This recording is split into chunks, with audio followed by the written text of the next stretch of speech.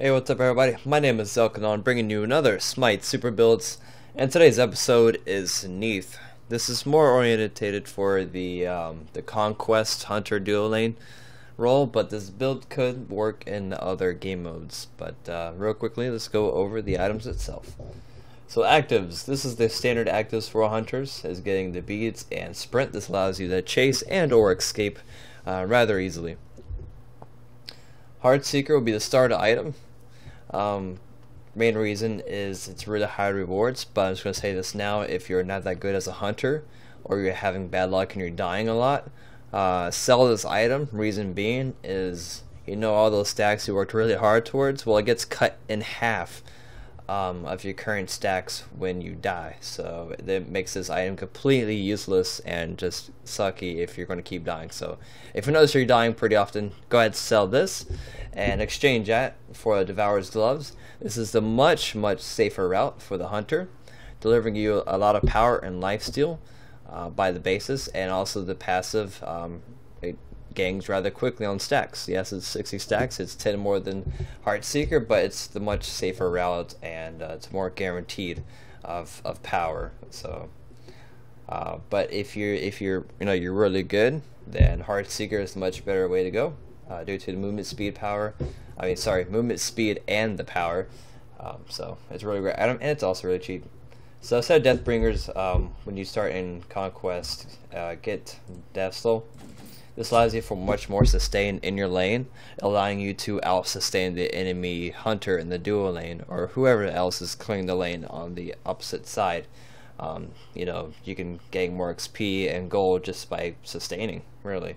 So, but when you reach more towards the late game, go ahead and sell that and buy a Deathbringer, allowing for more power and crit strike chance, and the amazing passive of more power on your crits.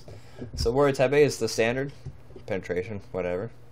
Malice, this does more damage with Deathbringer compared to Rage, so this is a much better item. I've been seeing this used a lot more lately, especially in attorneys, so it's obviously a great item. Also, I use it myself, so it gives you more chance and power and attack speed rather than regular Rage.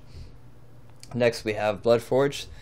Since the Shin's size and Shin's blades have been nerfed of their lifesteal, this is a great alternative due to its high power and really high lifesteal, along with a really great passive that works really well with a lot of attack speed. As you see on the bottom left, our attack speed is 1.6, getting close to the cap of 2.5 sort of, so attack speed works pretty well with Bloodforge. And Shen size to finish it off with even more attack speed and more power, and a really great passive to give you more bang for your buck when you land an attack. Okay, so now let's go ahead and buy a couple potions for further experiments here soon. Let's go ahead and get the red buff. Cool little backwards pro flip over there. Here's some damage on the basic attacks.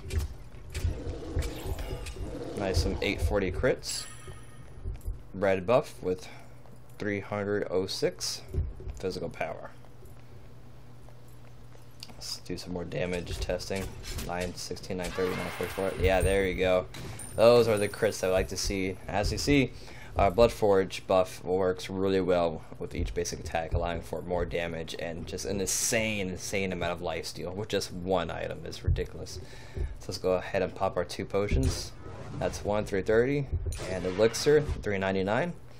The cap is 400, according to this thing up here. As you see, 399 out of 400. So see, we're taking some damage for raw, but that's not going to matter. Watch our lifesteal. 177, 79, 219 lifesteal. That is an amazing lifesteal out of Bloodforge. That's why it's such a great item for the hunters. And so, let's finish it off by beating down the fire giant.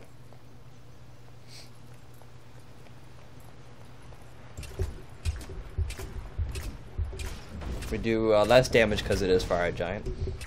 Also, our lifesteal is cut a little bit since we are fire giant, as he places debuffs on us.